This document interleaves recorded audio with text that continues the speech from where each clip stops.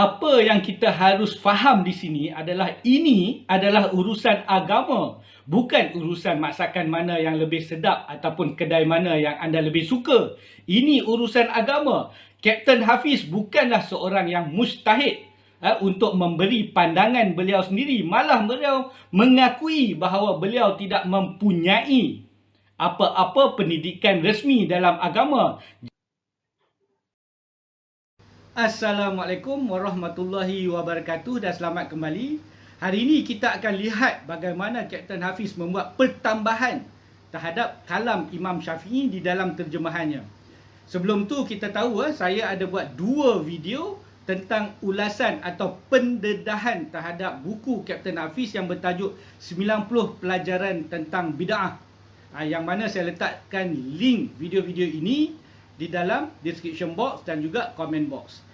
Di dalam part ketiga, ini boleh dikatakan sebagai part ketiga, saya ingin menjawab sedikit tentang jawapan Kapten Hafiz terhadap video-video saya itu. Kapten Hafiz ada membuat jawapan-jawapannya dan terima kasih kepada Kapten Hafiz kerana memberi respon, sebab kita memerlukan respon daripada Kapten Hafiz tu supaya dapat mencapai terhadap pendengar-pendengar Kapten Hafiz. Jika video saya saja memang tak sampailah kepada pendengar-pendengar Kapten Hafiz. Jadi bila Kapten Hafiz membuat respon jawapan, jadi pendengar-pendengar Kapten Hafiz yang ingin mencari kebenaran boleh datang ke channel ini dan nilai sendiri.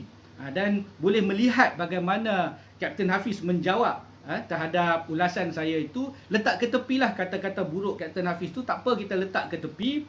Nilai sendiri jawapan-jawapan yang diberikan oleh Kapten Hafiz. Dan bagi orang yang berilmu, mempunyai asas ilmu-ilmu, bukan sahaja ilmu agama, apa-apa ilmu lah, ilmu tentang penulisan, sastrawan dan sebagainya, boleh melihat jawapan Kapten Hafiz itu sesuaikah dengan tahap orang berilmu, boleh sampaikah macam tu kan.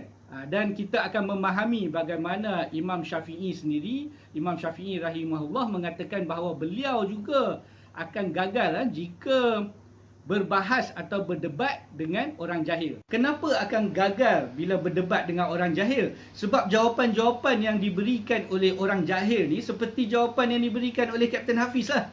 Jadi orang-orang jahil, sesama jahil ni akan terpedaya dengan rasional yang dikatakan oleh Kapten Hafiz tu. Mereka terpedaya lah. Jadi orang ilmuwan akan dapat melihat direct through kepada jawapan tersebut dan akan faham ini bukan jawapan orang berilmu, ini jawapan orang jahil. Jadi memang kita mengharap orang-orang ilmuwan seperti pensyarah-pensyarah dapat melihat dan menilai. Sebab saya menerima feedback daripada pensyarah, daripada dekan pun saya ada dapat berterima kasih dengan pendedahan kecacatan buku tersebut, sebab mereka sebagai pensyarah tak sempat, kadang-kadang tak sempat untuk memberi perincian terhadap satu-satu. Mereka mencadangkan sahaja kepada pelajar untuk melihat buku ini dan buku ini. Bila saya telah memberikan pendedahan kecacatan buku tersebut, mereka akan sampaikan kepada pelajar-pelajar supaya tidak merujuk buku-buku yang cacat ini. Jadi mereka berterima kasih sebab mendedahkan perkara-perkara tersebut. Dan saya juga berterima kasih kepada Kapten Hafiz sebab mengeluarkan tentang respon ataupun kritik saya terhadap buku tersebut. Antara yang dijawab oleh Kapten Hafiz yang mana kita merasakan agak kelakar adalah tentang tajuk. Saya mengatakan tajuk Kapten Hafiz dalam tajuk pertama, hadis larangan bid'ah selengkapnya. Tajuknya macam tu. Jadi saya mengatakan kurang-kurang pun kena letaklah 3 hadis larangan bid'ah kan, dan juga 5 ayat Al-Quran. Tapi jawapannya kan mengatakan bahawa tajuknya kan hadis saja, hadis larangan bid'ah selengkapnya, maka satu hadis sajalah. Bukannya ditulis hadis-hadis larangan bid'ah. Kalau sebut hadis-hadis, betul lah banyak hadis. Boleh ke jawapan macam tu? Tak apa, yang tu saya akan tunjuk, akan terangkan kepada mereka yang ingin mencari kebenaran. Saya akan tunjuk bagaimana orang yang berilmu sebenar daripada buku ni menulis tentang tajuk. Bagi mereka yang dah memang ada basic, ada ilmu, dah tahu dah jawapan macam tu memang jawapan kelakar. Tapi kita fahamlah Kapten Hafiz bukan seorang yang mempunyai apa-apa basic ilmu pun kecuali ilmu kapal terbang. Jadi mereka tak akan faham tentang penulisan. Tapi kita tahu Kapten Hafiz tak ada benda tu semua. Jadi dia pun Apabila nak menjawab, dia menjawab ikut suka hati dia, ikut rasional dia sajalah. Bagi mereka yang bertaklid buta kepada Kapten Hafiz, percayalah, terpercaya dan terpedaya dengan apa yang Kapten Hafiz cakap. Jadi bagi mereka yang memang berilmu akan tahulah apa yang channel ini sampaikan terhadap kecacatan dan keburukan buku tersebut memang benar. Okey, jadi kita akan lihat dan saya juga akan mencadangkan tajuk yang lebih sesuai untuk buku Kapten Hafiz ni, dan di akhir video ini kita akan lihat pertambahan yang saya katakan tadi terhadap kalam Imam Syafi'i. Begitu teruk sekali buku ini. Kita lihat ni dulu dan kita tunggu pertambahan tersebut di akhir video. Okey, kita tengok dekat sini salah satu komen saya di dalam video terdahulu, yang video pertama saya mengatakan bahawa hadis yang diletakkan di dalam tajuk pertama Kapten Hafiz dalam buku tersebut adalah hadis larangan bid'ah selengkapnya. Jadi ini semua komen saya lah, mengatakan bahawa mana hadis daripada Aisyah, mana hadis daripada riwayat Abu Daud, sebab ditulis hadis larangan bid'ah selengkapnya kan. Dan jawapan yang diberikan bahawa memang disebut sebagai hadis, bukannya hadis-hadis, plural, dua kali kan, hadis-hadis, barulah boleh letak hadis-hadis yang lain itu, dan tajuknya adalah hadis sahaja. Hadis larangan bid'ah selengkapnya. Jadi satu hadis sajalah. Kan? Dan saya mengatakan mana ayat Al-Quran? Patutnya kurang-kurang ada 5 ayat Al-Quran. Dan beliau pusing, ini satu spin lah. Bolehkah jawapan macam tu? Bila orang mengatakan hanya satu hadis ni, tak cukup ni, tak lengkap ni. Jawapannya adalah tajuk pun hadis saja, bukan hadis-hadis. Tapi dia lupa, dan ramai yang melihat jawapan tersebut pun lupa. Saya ada sebut bahawa di dalam mukadimah disebut di sini bahawa banyak ayat Al-Quran dan hadis Rasulullah yang menyebut tentang bahaya bid'ah. Dia disebut kat sini ada banyak ayat Al-Quran dan hadis Rasulullah. Tapi apabila masuk di dalam tajuk pertama ni, disebut hadis larangan bid'ah selengkapnya. Dan bila kita kata tak ada ayat Al-Quran, tak ada pun hadis yang lain, oh tajuknya hadis sahaja, bukan hadis-hadis. Nampak tak spin lah tu. Jika saya tak sebut perkara ni, orang-orang yang membaca, jika saya tak dedahkan bahawa hanya satu hadis, di dalam tajuk ini hanya satu hadis sahaja, jika saya tak dedahkan, orang yang membaca tajuk ini, orang menyangka bahawa hadis yang digunakan oleh Kapten Hafiz di bawah tajuk ini adalah lengkap lah. Inilah seluruhnya hadis larangan bid'ah, betul tak? Orang akan fikir bahawa apa yang ditulis ni, inilah keseluruhan larangan bid'ah hanyalah dalam hadis ini. Orang tak akan terfikir bahawa oh rupanya ada lagi hadis yang mana tidak dimasukkan di dalam sini. Ini adalah spin besar daripada Kapten Hafiz, kan? Dan spin ini hanya akan terpedaya. Orang yang akan terpedaya hanyalah orang-orang yang tidak berilmu. Orang yang berilmu, kita lihat buku yang saya sebut tadi, bagaimana dia tulis. Betulkah apa yang dijawab oleh Kapten Hafiz? Kena tulis plural. Hadis-hadis barulah akan boleh tulis banyak hadis di bawah ni. Betulkah macam ni? Kita tengok buku ni. Kita tengok seperti yang saya tunjuk tadi, buku yang saya sebut tadi.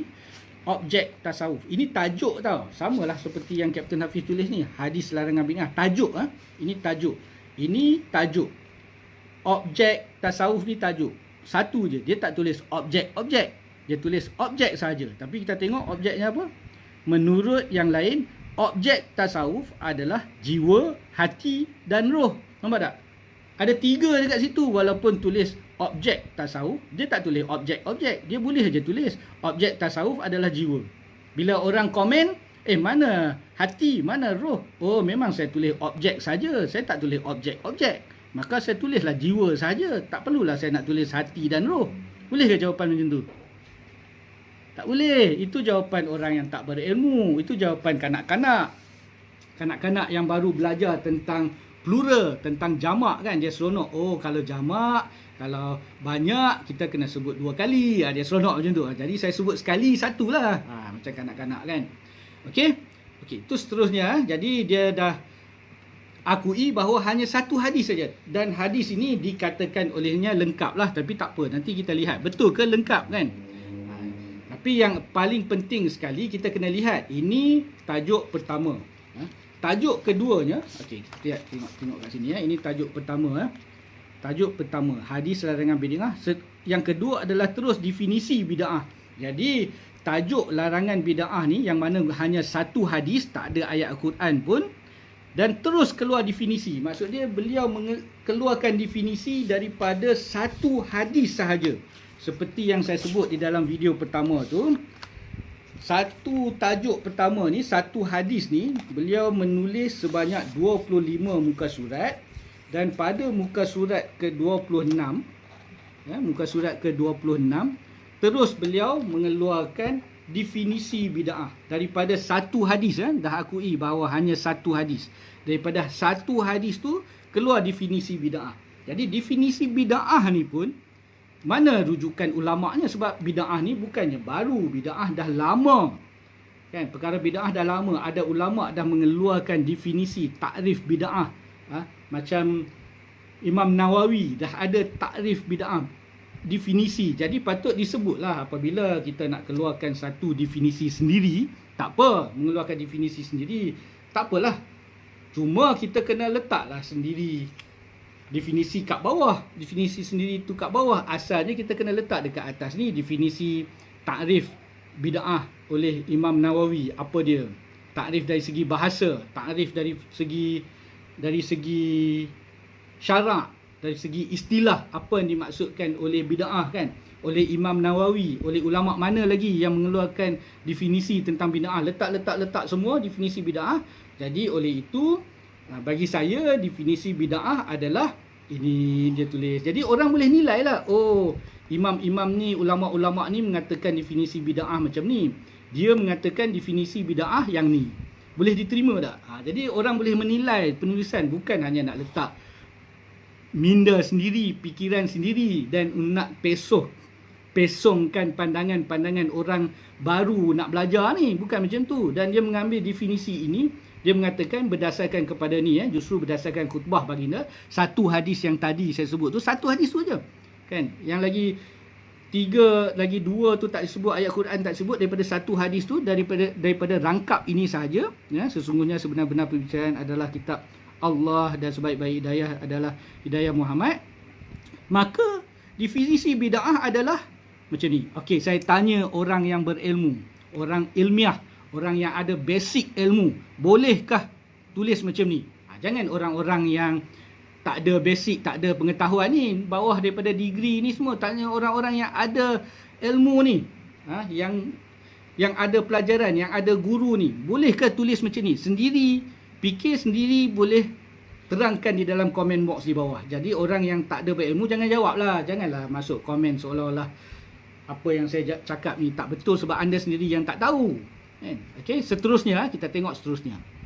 Yang seterusnya ni adalah berdasarkan kepada komen. Komen penonton di dalam video saya. Dia komen dengan baik, jadi saya nak raikan. Dia tanya mana satu yang pendapat sendiri Kapten Hafiz. Tak susah nak cari. Kita tengok page seterusnya. Ni tajuk pertama kan. Page seterusnya ni, okey, dia bermula dengan hadis-hadis tersebut. Page seterusnya kita tengok dekat sini, beliau sendiri pun mengakui beliau sendiri mengakui kat sini. Tengok, apabila berbicara tentang bid'ah, pengamatan saya mendapati tidak ramai yang merujuk kepada hadis larangan bid'ah. Nampak? Sendiri dah sebut pengamatan saya. Maksud dia pendapat dia sendirilah. Pendapat dia sendiri yang mengatakan tidak ramai merujuk kepada hadis larangan bid'ah secara lengkap atau sepenuhnya. Kebanyakannya hanya merujuk kepada potongan ni. Betul ke? Saya dah jawab di dalam ulasan pertama. Tak betul. Itu pengamatan dia lah. Sebab dia tak cukup kan. Tidak pergi belajar secara resmi.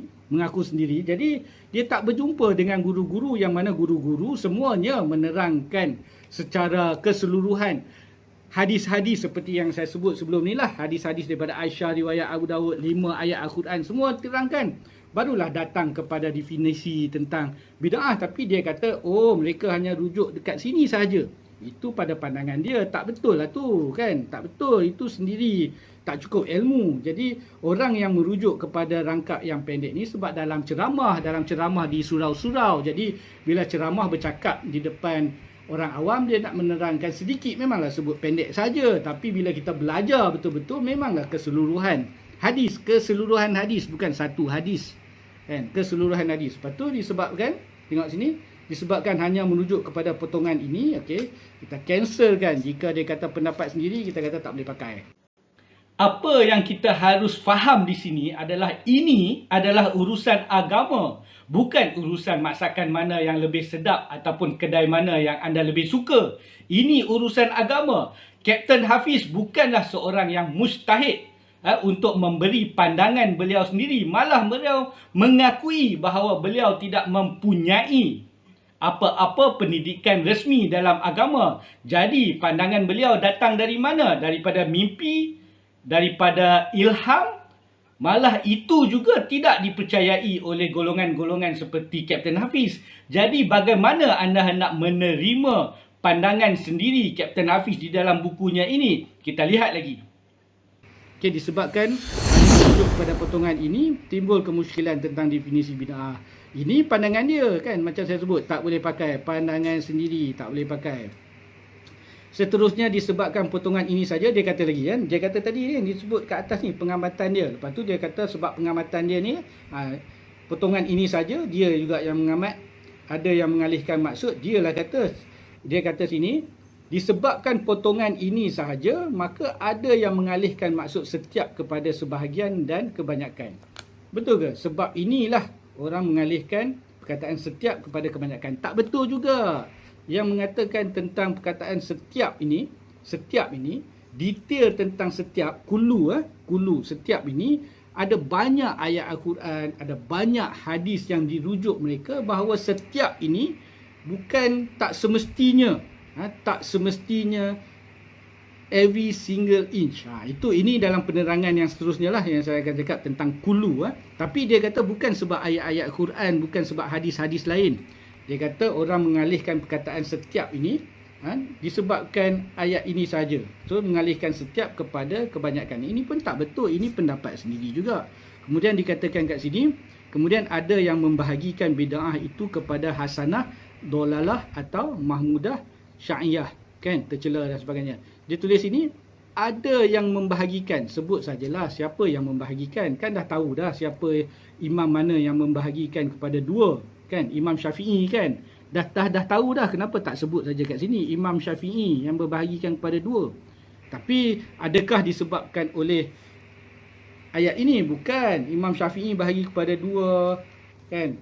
Al-Ais bahagi kepada hukum yang 5. Sebut sajalah kat sini. Janganlah kata ada yang mengalihkan. Nampak tak? Sesuatu yang tak baik ni.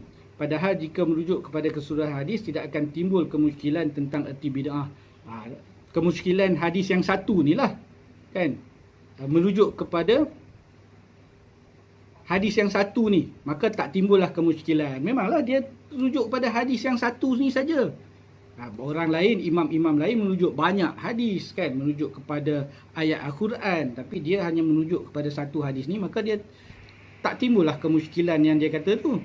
Ini pun pandangan dia sendiri, tak boleh pakai. Okey. Seterusnya, kita tengok lagi page seterusnya. Tengok dekat sini penerangan-penerangan yang diberikan. Ini cerita-cerita. Tak apalah, ini secara umum. Secara umum kita boleh tahulah orang yang hadir. Orang yang hadir di dalam khutbah. Biasalah, mestilah berbagai lapisan masyarakat. Ini secara umum kita dah tahu. Tapi dekat sini, dia nak sebut kat sini. Dekat bawah ni. Berbagai lapisan menyebabkan Rasulullah SAW perlu menyampaikan khutbahnya dalam bahasa Arab yang mudah. Ini pandangan dia lah ni. Ini pandangan dia lah. Sebab banyak lapisan masyarakat, mestilah Rasulullah SAW kena sampaikan dalam bahasa yang mudah, kan. Jelas. Satu maksud dan terus kepada ini. Pandangan sendiri juga. Ini pandangan dia sendiri. Tak boleh pakai. Kan? Lepas tu seterusnya dekat sini. Melainkan kalau dia nak kata ada ulama' yang cakap, tulislah siapa ulama' yang kata tu. Tapi ini juga pandangan dia sendiri yang bawah ni. Justru tidak perlu dan tidak boleh mengalihkan kata-kata baginda kepada sesuatu yang, tengok sini, pada sesuatu yang lain dengan alasan ilmu balaghah, ilmu nahu, ilmu mantik. Jadi dia kata, okey, apa yang Rasulullah SAW cakap tu tak bolehlah kita nak faham dengan menggunakan ilmu-ilmu balaghah, ilmu-ilmu nahu. Siapa yang kata tu? Kan, siapa yang kata kita tak boleh nak faham bahasa Arab dengan menggunakan ilmu balaghah, ilmu nahu ni semua? Ini kan pandangan sendiri juga.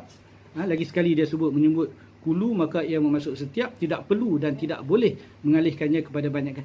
Ini bukan sebab perkara-perkara macam tu. Ini sebab ada ayat Al-Quran, ada hadis-hadis yang menerangkan tentang perkara ni. Jadi ini pandangan sendiri juga, kan?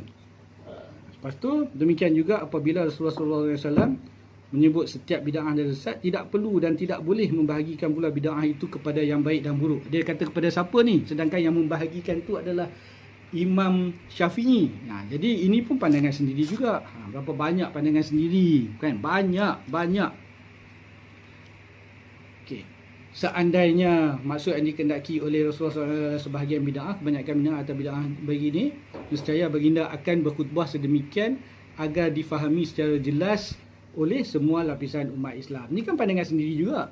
Ini pandangan sendiri. Ulama mana yang kata macam tu?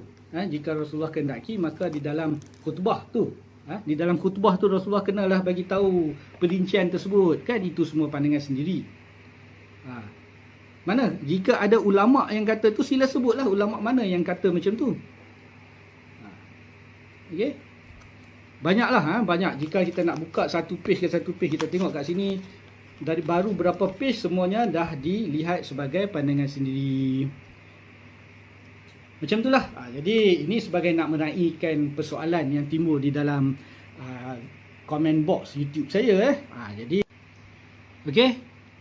Nampak jadi banyaklah, memang banyak dalam buku ni, banyak pendapat sendiri, pandangan sendiri. Jadi saya nak mencadangkan kepada Kapten Hafiz, tajuk buku ni lebih baik ubahlah, lebih baik ubah tajuk buku ni daripada 90 pelajaran tentang bid'ah, tukar kepada 90 pendapat sendiri. Buang pelajaran, 90 pendapat sendiri tentang bid'ah oleh Hafiz Firdaus bin Abdullah. Ini lebih sesuai lah. Ini lebih sesuai. Jadi jika tajuk buku ni macam ni, saya pun tak kisahlah. Ini semua orang pun tahu pendapat sendiri Kapten Hafiz. So jadi orang boleh nilai lah. Tak apalah orang nak baca. Tapi tidaklah mengelirukan orang apabila meletakkan 90 pelajaran tentang bid'ah. Orang ingat dah betul lah. Tapi rupa-rupanya kebanyakannya pendapat sendiri. Okey. Ini seterusnya kita masuk kepada yang saya sebut tadi, pertambahan. Pertambahan ini yang paling penting lah, pertambahan Kapten Hafiz terhadap terjemahan kata-kata Imam Syafi'i. Kita tengok ni. Okey, seterusnya yang ni pertambahan yang kita cakap tadi, apa yang Kapten Hafiz tambah di dalam terjemahan tersebut. Kita kembali kepada muka surat 361 yang mana saya ada buat ulasan terhadap perkara ni, yang mana Kapten Hafiz dalam mengubah aturan ni berbanding kepada bahasa Arab, terjemahan dia ubah. Tak apa, saya letak link di dalam description box, boleh tengok dekat situ. Kapten Hafiz pun dah membuat jawapannya. Kita biarkan kepada orang yang alim, orang yang pandai berilmu untuk menilai jawapan daripada Kapten Hafiz tu. Cuma kali ni saya nak tunjuk bagaimana Kapten Hafiz menambah apa yang dikatakan oleh Imam Syafi'i ni di dalam terjemahannya. Kita tengok kat sini, al-muhdatsatu minal umur. Kita tengok kat sini, ini bahasa Arab. Ini apa yang dikatakan oleh Imam Syafi'i dan diterjemahkan kepada bahasa Malaysia yang ni oleh Kapten Hafiz, perkara-perkara yang baru dalam urusan agama. Terbahagi kepada dua. Yang ni terbahagi kepada dua lah. Okey, bagi kepada dua. Jadi dia terjemah perkara-perkara yang baru dalam urusan agama. Al-muhdatsah, yang ni perkara-perkara yang barulah, betul lah, kan? Okey, perkara-perkara yang baru minal, dalam umur ni adalah urusan-urusan, things, perkara, kan? Urusan-urusan umur. Jadi yang diterjemah oleh Kapten Hafiz adalah dalam umur, urusan agama. Mana datang urusan agama ni? Imam Syafi'i kata urusan saja, dan para ulama Syafi'iyah mengatakan ini adalah urusan-urusan yang mana termasuk urusan-urusan dunia dan juga urusan-urusan ibadat, akhirat dan sebagainya. Kan, termasuklah, maksud dia semua perkara-perkara baru tu harus dinilai. Kan, harus dinilai berdasarkan kepada Al-Quran, berdasarkan kepada sunnah dan sebagainya. Tapi Kapten Hafiz dah tulis kat sini, minal umur, dalam urusan agama. Ini perkataan agama ni adalah tambahan oleh Kapten Hafiz.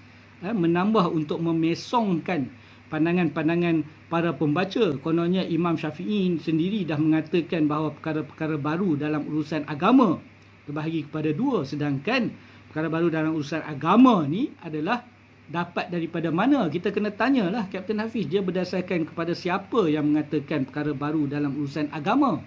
Bukan Imam Syafi'i, sebab Imam Syafi'i sini mengatakan dalam urusan-urusan, dalam perkara-perkara, dalam urusan sajalah, tak ada disebut kat sini agama. Jadi jika nak diterjemah, kalau pun Kapten Hafiz nak mengatakan urusan ni adalah urusan agama, dia kena letak dalam bracket lah. Kan, kena letaklah bracket kat sini. Jadi kita tahulah itu adalah kefahaman daripada Kapten Hafiz, kefahaman daripada orang yang menterjemah. Seperti mana kita lihat di dalam Al-Quran, bila orang menterjemah tu ada dalam bracket kan. Jadi jika nak tambah urusan agama ni, jika Kapten Hafiz nak tambah agama ni, dia kena bracket lah kat sini. Barulah orang tahu itu pertambahan oleh orang yang terjemah ni. Sekurang-kurangnya lah. Tapi dia tidak meletakkan bracket, dia terus perkara yang baru dalam urusan agama. Itu bukan kata-kata Imam Syafi'i, itu adalah satu pesongan, itu adalah satu penipuan, itu adalah satu manipulasi daripada Kapten Hafiz untuk meletak naratif seperti yang difikir dalam kepala Kapten Hafiz sendiri, untuk memesongkan kefahaman. Jadi orang yang membaca ni, dia akan kata Imam Syafi'i pun kata dalam urusan agama. Nampak tak? Itu adalah satu penipuan, boleh dikatakan sebagai penipuan untuk menipu orang, melainkan memang Kapten Hafiz jahil lah kan. So boleh pilih lah sama ada Kapten Hafiz ni seorang yang jahil ataupun dia nak menipu, nak meletakkan naratif dia sendiri terhadap pandangan orang ramai yang membaca buku dia ni. Jadi kita sendiri dah dapat menilai, kita sendiri dah melihat bagaimana Kapten Hafiz sanggup membuat pertambahan, membuat adjustment terhadap kalam Imam Syafi'i sendiri demi memenuhi pandangan dan pendapat dia sendiri. Ini adalah sesuatu yang teruk. Melainkan kita terimalah bahawa Kapten Hafiz memang jahil. Memang jahil dalam urusan agama. So ada dua je anda boleh pilih. Sama ada dia memang nak menipu atau memang dia seorang yang jahil. So anda pilihlah. Jika orang begini, sama ada nak menipu ataupun nak seorang yang jahil, sama ada kita nak ikutkah orang yang begini, anda fikirkanlah. Sekian.